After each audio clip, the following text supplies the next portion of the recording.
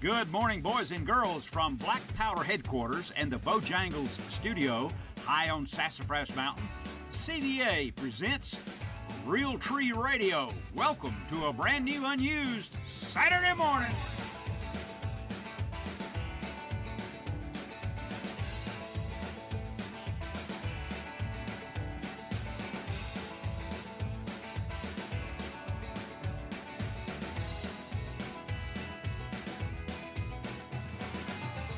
Good morning, boys and girls, from Black Powder headquarters and the Bojangles studio high on Sassafras Mountain.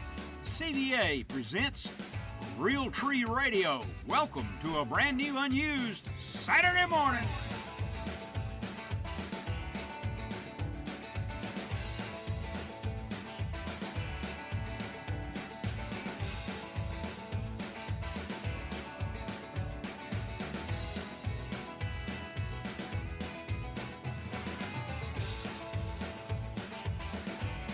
Good morning, boys and girls, from the Bojangles studio high in the mountains of North Georgia. O'Neill Outside presents Real Tree Radio. Welcome to a brand new, unused Saturday morning. Yes, indeed. Great weekend coming up. I hope you'll make the outdoors part of it, you and your family. And you don't have to go fishing. You don't have to go hunting. Just go for a walk in the woods and enjoy some outdoors. So my pleasure to invite you to watch O'Neill Outside Television on the Pursuit Channel and Tough TV, Hunt Channel, Fox Sports, all across the country. And this week Travis is hunting white-tailed deer in Texas. And it's my privilege to invite you to watch if you can. Now, this radio program is brought to you every Saturday morning by Tough Shed, Horsetown, Hayes Auto, Realtree, Fire Aid, Timbuktu Outdoors, True Turn, Roadrunner, Crocodile Bay Lodge and Resort, Striplings, Works Tools, the Whitetail Institute, Rugged Ridge Jeep Parts, and Thorogood Boots. And so they do that every week so that I can talk to you guys. It's 7.5 minutes after the hour, and we got a busy hour coming up.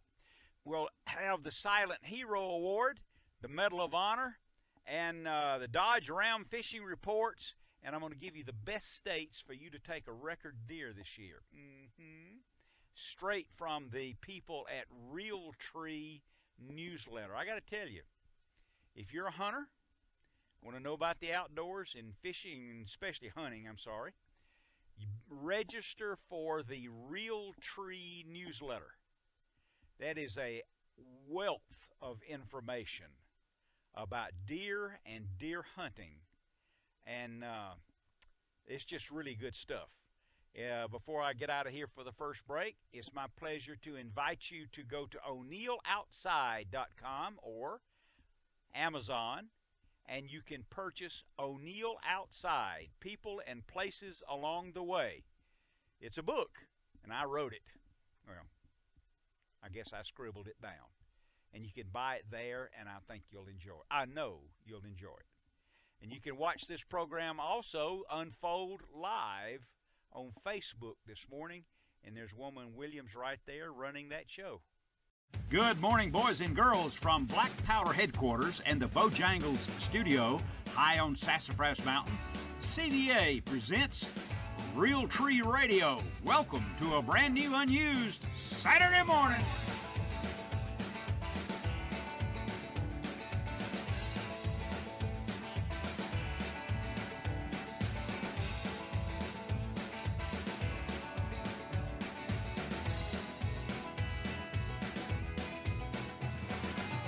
12 after the hour. This is O'Neill. We need to get to some of the calls this morning. We've been holding on here for some time, and we appreciate that. Jim is calling from Monroe, Georgia. Jim, you're on O'Neill Outside. What's going on? Good morning, sir. Good morning. I have two questions. Okay. I have a question, but then again, I would probably want to go fishing with Hank the Yank because I've never done any fly fishing. He talks about that, so I would probably pick him. And I guarantee you that would be an enjoyable day. Well, just from his voice and from his demeanor that you hear him on the radio, just like yourself, he sounds like half the time you'd be in stitches. You'd have to go to the hospital and get sewed up. He's always got a joke. Yes, sir. The other thing is, in your years of hunting, and I've only noticed this the last 4 years, and until a DNR agent said something, I heard him talk about something, and I asked him. I was scared to ask anybody. Have you ever heard a buck do the click where they do it 12 times and they stop and they're in pursuit of a doe? I understand that is a dominant buck, and what he's doing is letting other bucks know that he's in the area to stay away. I have witnessed that on one occasion only, and it fit your description of it probably being the dominant buck, because I know he was hot after the doe when I heard that sound. But it's not like I hear it every time in the woods, just the one time that I remember. So is that what is that what the DNR told you? That's what the DNR said. You know, it's our local guy out there, Freddie Hayes. And listening to you, and you're the one that told me to get up off the couch about 5 years ago, and since that time I have been able to take the different ones at the time that you said be there, and doggone if they don't show up. I mean, it's just like what you say, when the other people leaving, they're coming in. Yep, that's exactly right. Now, what you're talking about, correct me if I'm wrong, is when people are else getting out of the stand and going to camp, you're there. That's exactly right. You're absolutely correct. I have taken more between the hours of 10 and 3 than I have taken any other time. That's right. It's a good observation. I appreciate you mentioning that. Yeah, all they're doing is driving the deer to you. That's exactly right, and that's the reason I call you Professor O'Neill. Well, I'm flattered, and I thank you. Thank you, because you've been very helpful to us guys. We appreciate it very much. Good Keep deal. up the good work. I appreciate you listening to the show, sir. I really do. Thanks, Jim. Thank you. Bye-bye. You bet. And stay in touch. It's quite often. Now let's talk to, before we get to the Ram Fishing Report, let's talk to Mark down in Camden County. Good morning, Mark. Good morning, O'Neill. How you doing? Good. Where are you headed today, sir? Just pulled out of the driveway, heading to the marina to go red snapper fishing. We got a season this weekend and next weekend. Okay. What's the limit now on the Georgia coast for snapper? The entire East Coast actually is one per person. Okay. No size limit, no anything. Just one fish per person. One fish. Okay. First weekend we've had in close to 2 years. Yeah, I remember. I thought it was closed. Yeah. Well, I guess I can understand that, because if you wanted to, you could catch them all, couldn't you? Well, actually, they've gotten so plentiful you can't hardly catch anything else. Yeah, that's exactly right. They probably had to close it. They probably had to close it a little too long. I mean, you go out cobia fishing and catch 20 red snappers, or something wrong. But anyway, you're talking about people to fish with now. If I had to pick one dude to go fishing with, it'd probably be Scott Walker down off Marathon. Okay. Good choice. I don't know if you're familiar with their show or not, but if you're going to pick somebody to go fish with, it may as well be an adventure. And fishing out of Marathon on the hump and going deep, dropping rod bills and stuff like that would be exactly that. Well, that would be a very fine choice. Yep. But, very fine choice. I'd love to do that myself.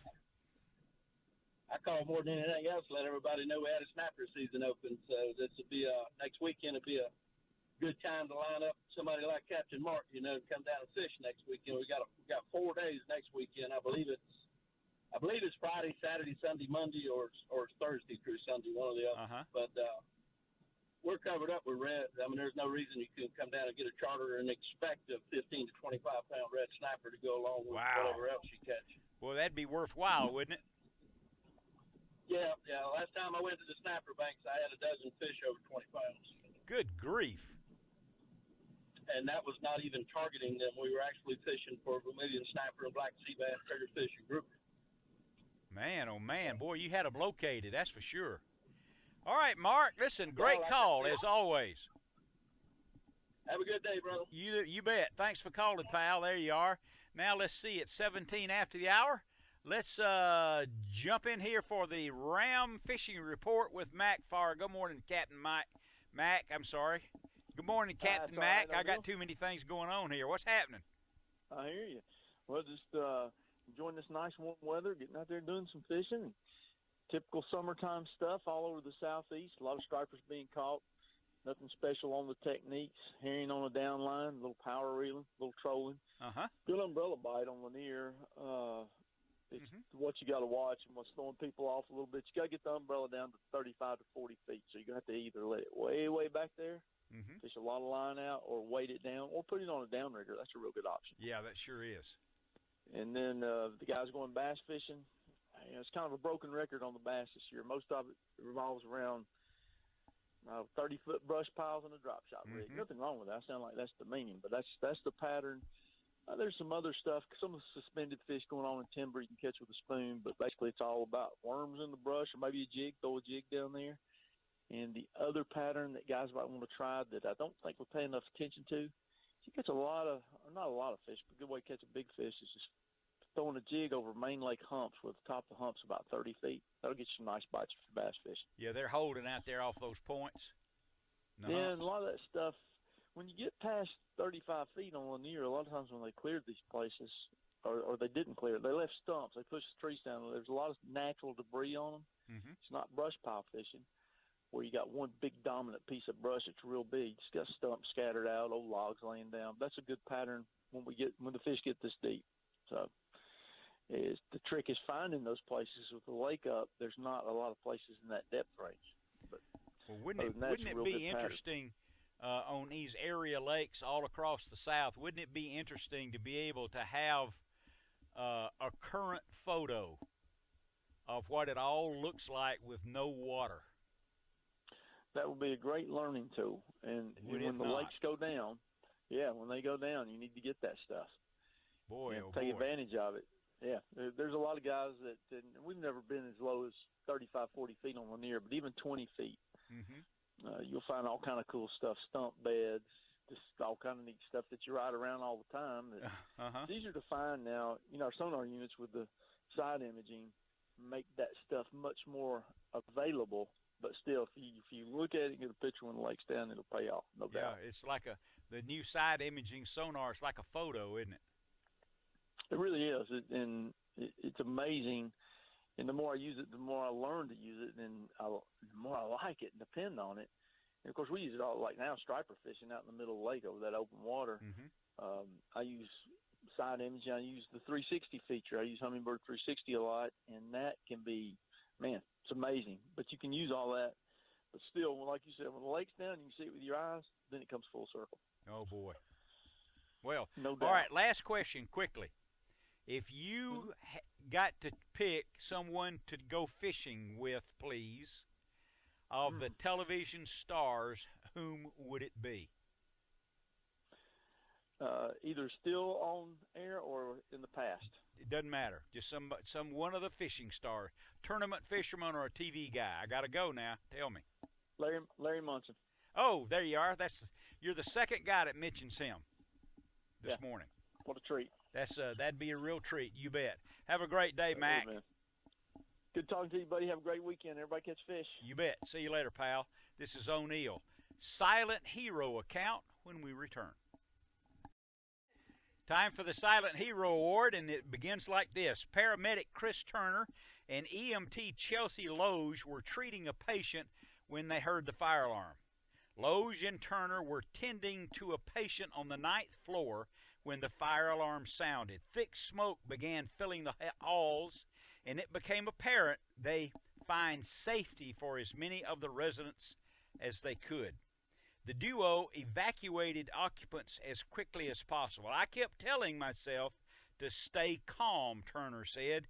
At that point, I was trying to save as many people as we could. After moving their patient to a cot, the pair started knocking on doors to alert people. We did the only thing we knew to do at that time. Chelsea went down one side of the hallway and I went down the other, and we just cleared as many floors as we could. Once they had helped everyone they could, Loge and Turner returned to their initial patient and carried him down the 9 floors on a sheet. He was already unable to move. Well, so they had to carry him down.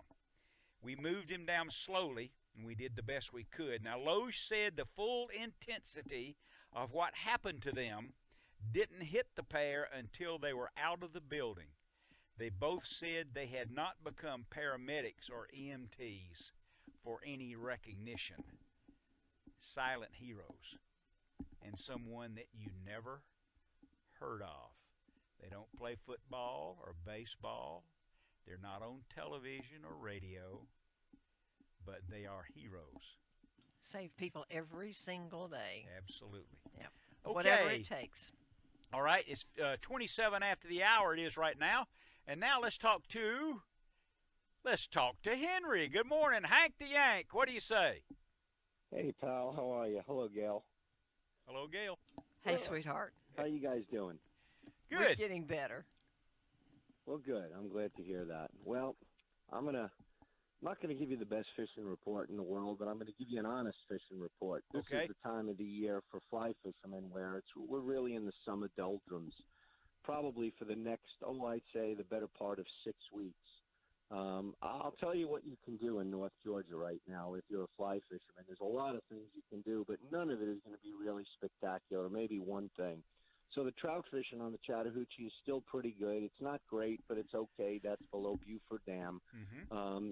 A great idea would be to go and hire the guys from River through Atlanta. It's hopper season here in Georgia where the hoppers blow out of the trees in the month of August and land on the water, and the trout come up and sip them. So it's a pretty fun bite when you can get into it. It's not a guarantee every trip, but on windy days you have a better shot of catching trout on hoppers on top, which is really a lot of fun. Lanier is not fishing all that well right now for the fly angler. For stripers, it's non-existent. For bass, there's still a little top water going on the north end, but it isn't really good enough to take trips on.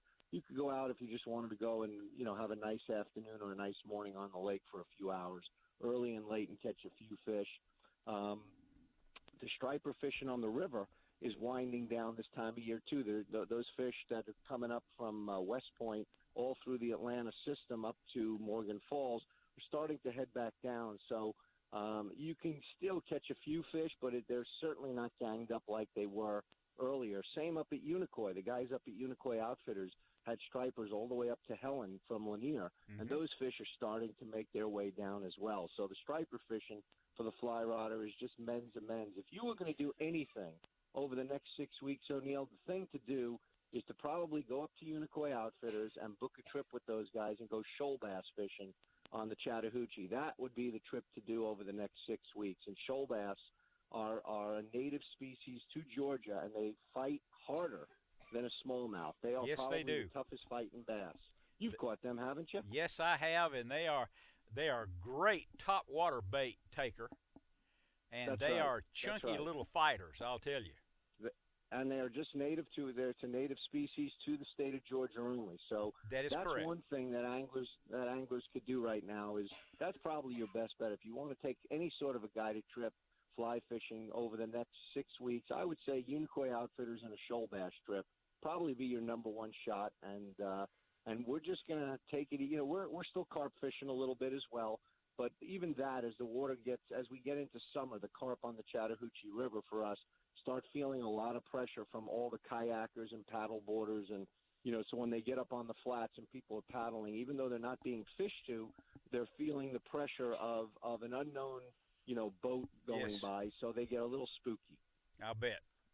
Without a doubt. So that's what's going on, my man. All right, now tell me this then. Now, one of the themes and questions for the show today was or is, if you could go fishing with any of the television or the professional tournament angler stars, or anyone else that that we'll call them famous, whom would it be?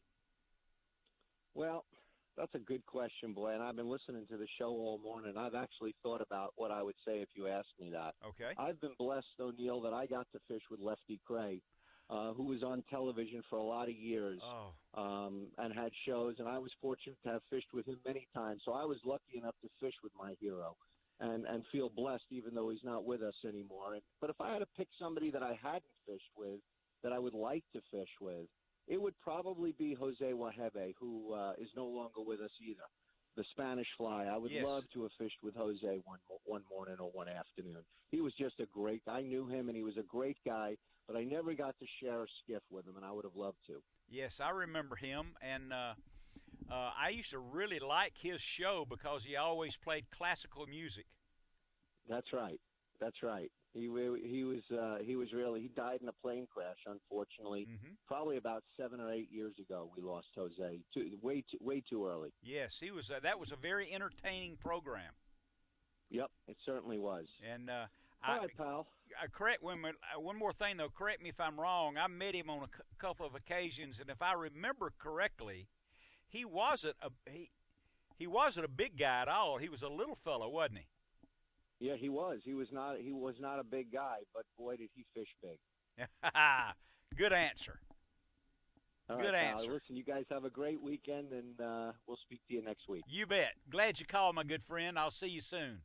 There we go. It's always a great call to talk to Hank the Yank. And, of course, I should have – maybe he heard that somebody else would rather go fishing with him if he had to pick. So, again, if you're listening to the program, and we've got the Medal of Honor to do here pretty soon, but if you like, call 404-872-0750 or 800-972-8255 and tell us if you had to pick some of the television or tournament stars or famous people in the fishing industry, whom might that be and why?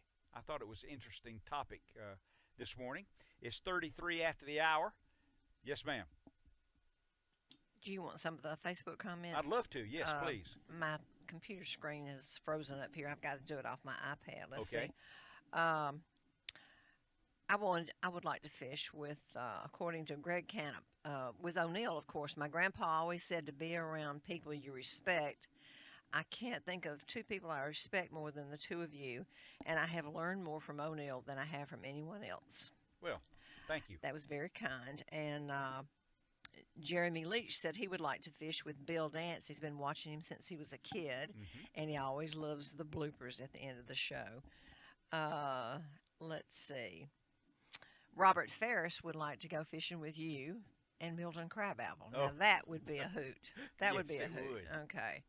And Freddie Bates says that he's been seeing lots of deer this year, more than the past several years in my area. That's probably because food source. Somebody's got some food plots planted, maybe. Right. See, I learned something after all this time. All this time. You bet. Amazing. Okay. Well, good. Those comments in response to whom you might fish came in over Facebook, and you can watch this show live on Facebook. I guess it's going on right now. It is. All right. But, you know, it is amazing, something I've observed. I've got my computer going, and I have my iPad going. And most of the time, the same things are not on the screen, especially during the commercial breaks. How about that? Sometimes during the commercial breaks, you're live on the computer, but there's a commercial on the iPad. What do you think's the reason for that? You got me. All I do is just sit in the chair. I understand. Okay. It's 35 after the hour. Quickly, let's talk to Wesley, calling from Cumming, Georgia. Good morning, Wesley. You're on the air. Oh, I just never know how to do that. Now, how about that, Wesley? So I'm Wesley Myers. I'm fishing for trout with my friend Stucky and my grandfather up near Cooper's Creek in the mountains, Toccoa River, actually. Good for you. I've fished Cooper's Creek myself. It's just full of trout. Oh, yeah. I caught my limit there in like 10 minutes. Good for you. Good for you. Now, the way to make that really special is have a campfire and cook them right there. Huh? Cook the trout right there when you catch them.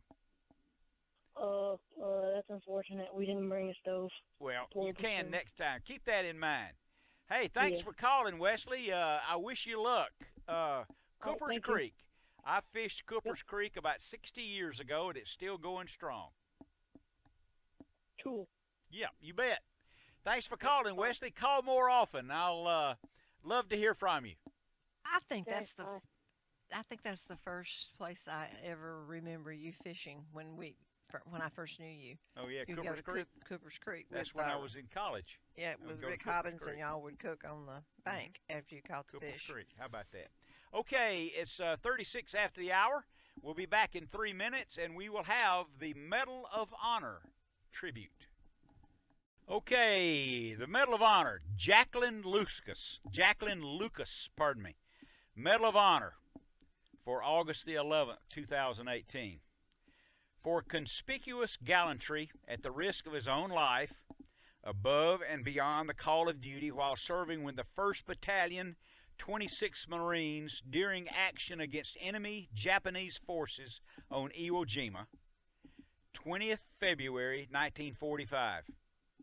While creeping through a treacherous, twisting ravine which ran at close proximity to a fluid and uncertain front line on D-Day +1, Private Lucas and 3 other men were suddenly ambushed by a Japanese patrol which savagely attacked with fire and grenades. Quick to act when the lives of the small group were endangered by 2 grenades which landed directly in front of them.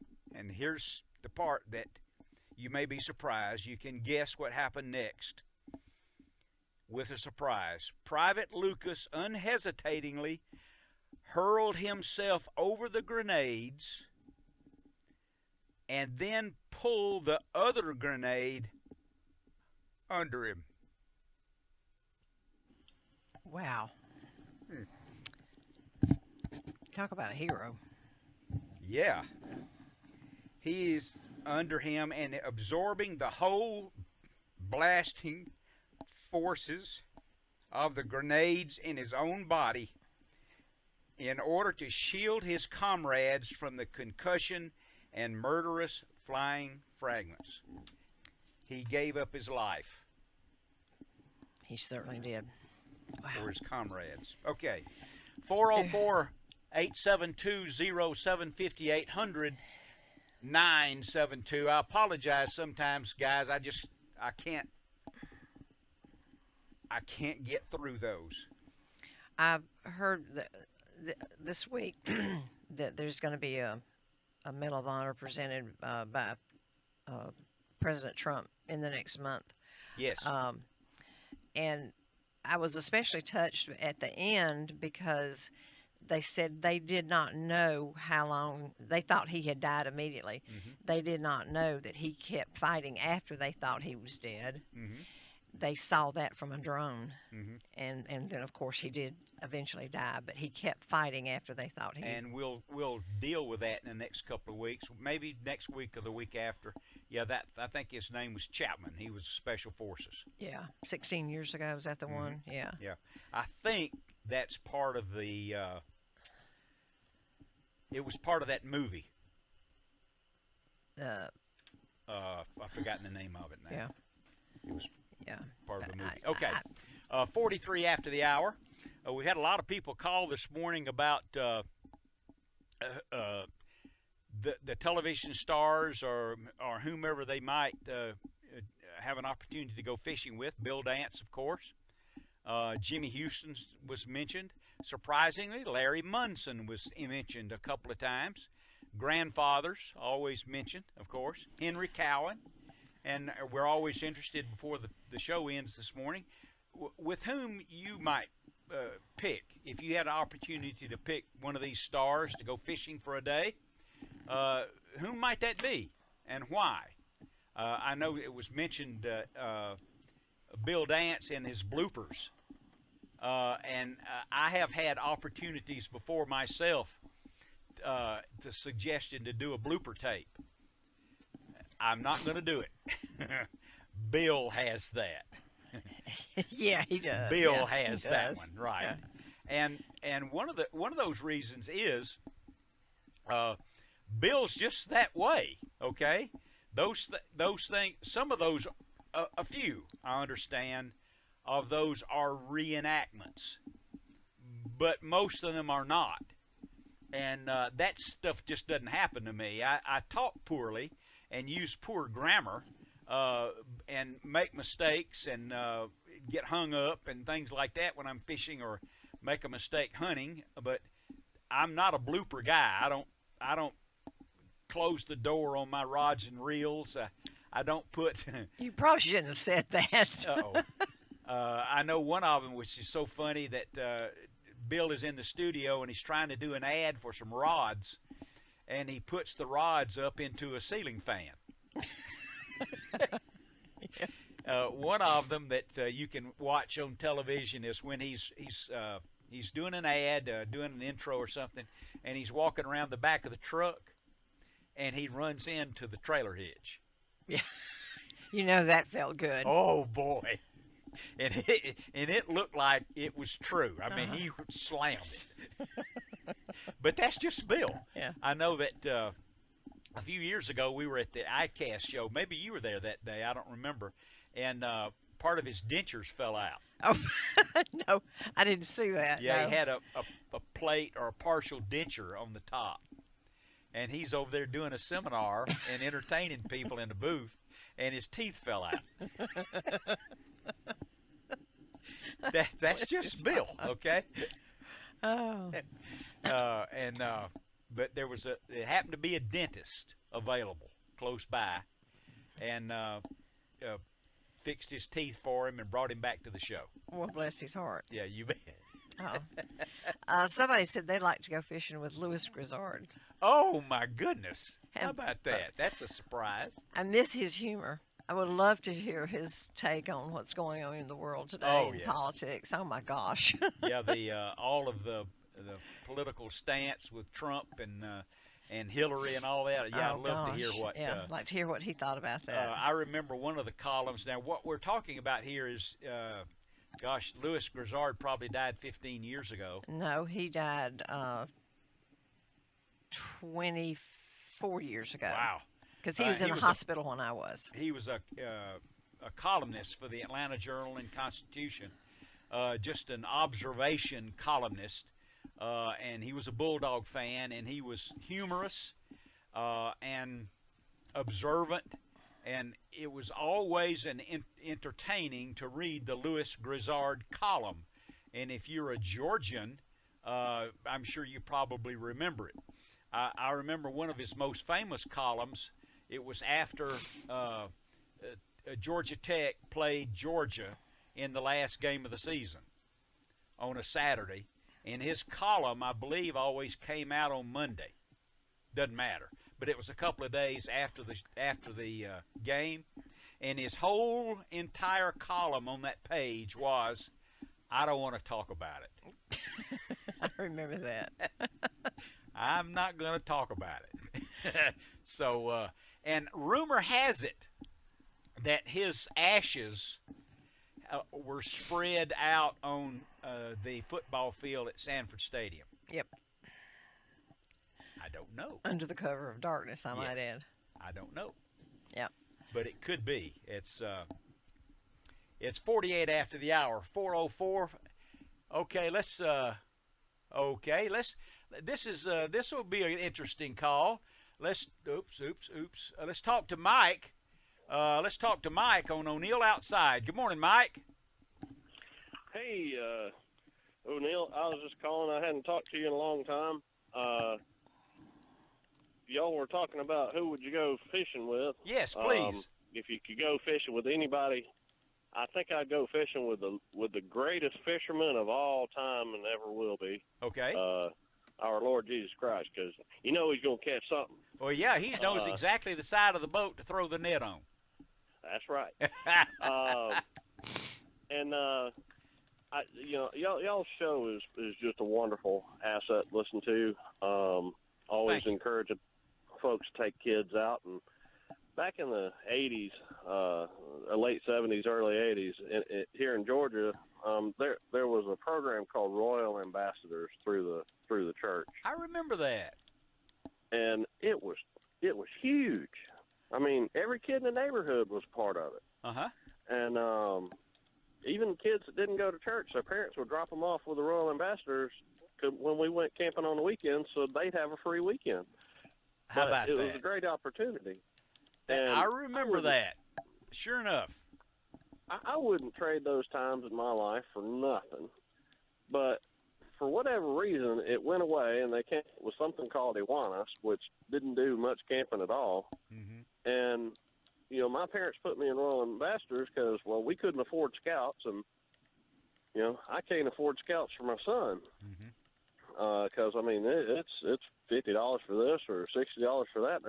You just can't come up with the money for everything. And, you know, I wish there was a Royal Ambassador program in the Metro Atlanta area. Well, maybe somebody will give us a call that then can connect you up. Maybe it does exist.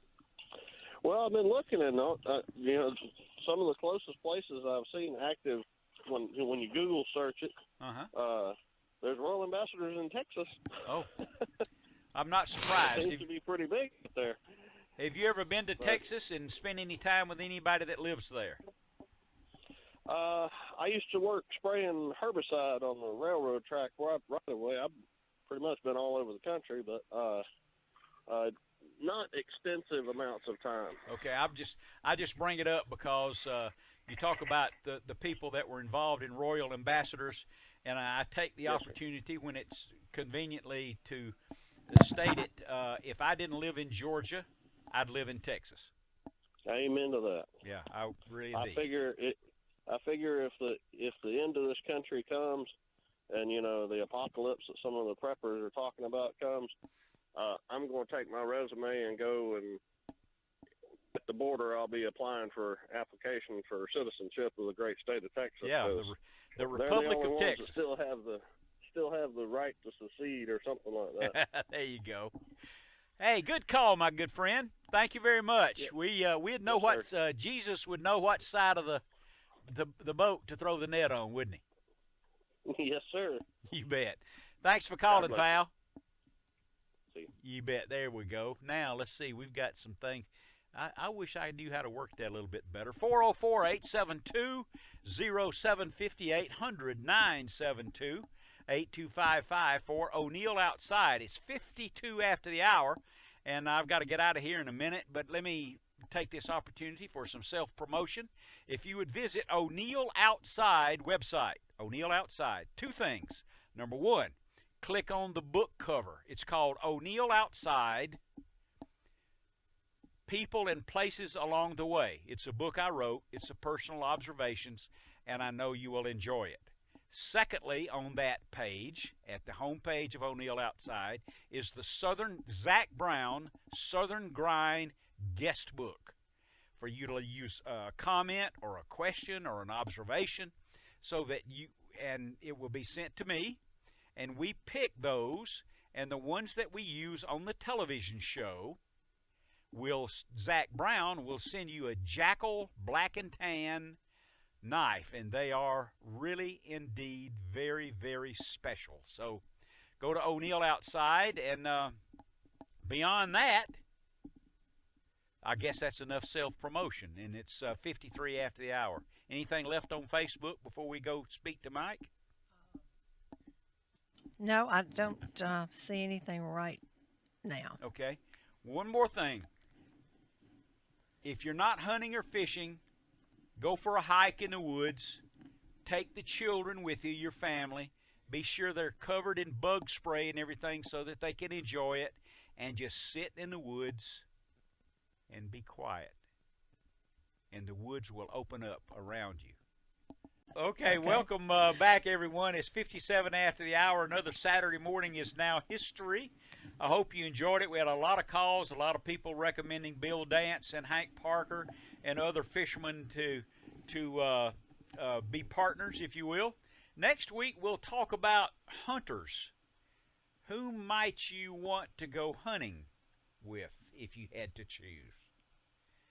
That'd be interesting, wouldn't it? And I want to pass along, please, to be sure to know that the number one safety rule about the use of firearms whether it's pistol, rifle, shotgun, no matter what. No matter what. The number one rule is all guns are always loaded. You never, ever have to ask, is this gun loaded? It always is loaded. And you never, ever pull the trigger to see. Good point. Yeah, no kidding. Okay, 58.5 after the hour, another Saturday's history.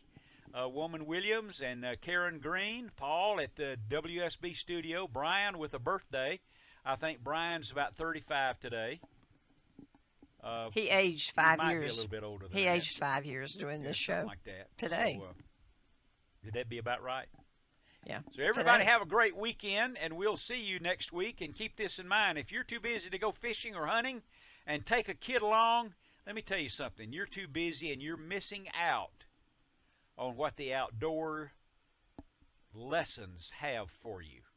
Okay? Good deal. Enjoy Georgia, the official, I guess it's the official Georgia theme song by, what's the singer's name? Ray Charles. Georgia. We'll see you guys next week.